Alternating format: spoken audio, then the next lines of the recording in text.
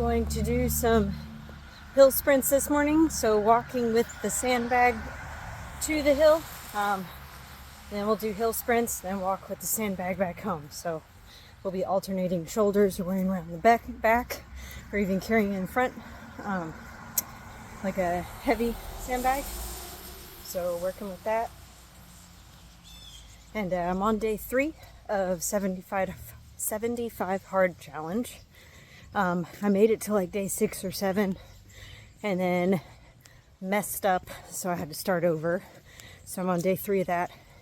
I've done 2 rounds of 75 hard in the past, but I haven't done it this year. So we're doing it now here at the end of the year, and it'll roll over into the beginning of 2026. But I'm on day like 3 of that, I think. So I'm getting my 45-minute outside workout in right now, and I'll have to round up 45 more minutes later. But yeah, I considered doing more hill sprints this morning in my donut, but it's like 40 degrees Fahrenheit and raining out here right now.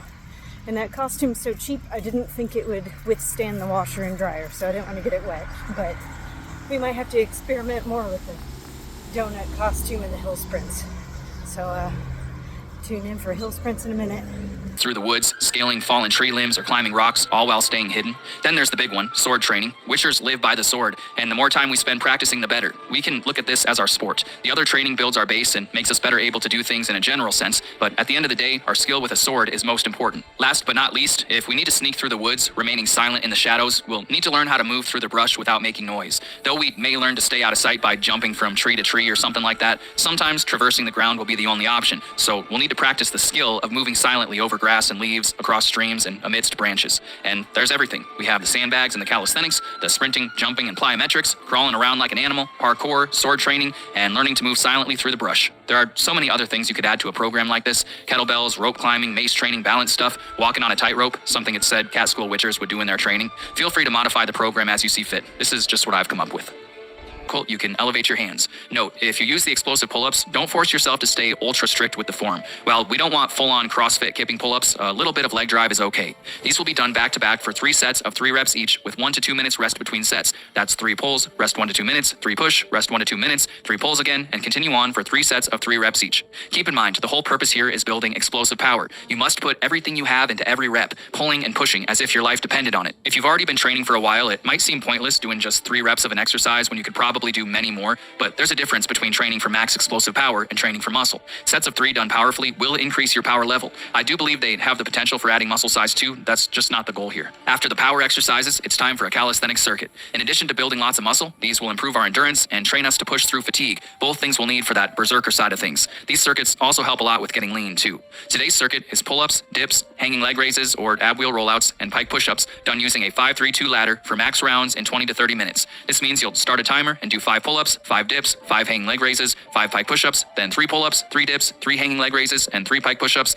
then 2 pull-ups, 2 dips, 2 hanging leg raises, and 2 pike push-ups. That would be 1 round. Continue completing rounds until you reach the 20 to 30 minute range. Once there, stop for the day. Next time you attempt the circuit, complete the same number of rounds and try to complete them faster. For example, if 5 rounds took you 25 minutes in workout 1, next workout try to finish all 5 rounds again in 24 minutes and 59 seconds or less. That would be a 1-second improvement. Keep doing this every workout until you complete the circuit for 5 rounds in under 20 minutes, then add an additional round next workout and keep going. If you want more information on calisthenic circuits, I just released a full 30-minute deep dive video on them covering everything. I'll have it linked in the description if you're interested. Last for today, complete 4 sets. Hello. Did my 10 hill sprints. I actually think I lost count and might have done 11, but I did one video of like my 2nd set of hill sprint and another video about halfway through. It was like my 6th set of hill sprint. So I do 15 seconds on, going up the hill, and then a minute of rest. That's coming back down, catching my breath.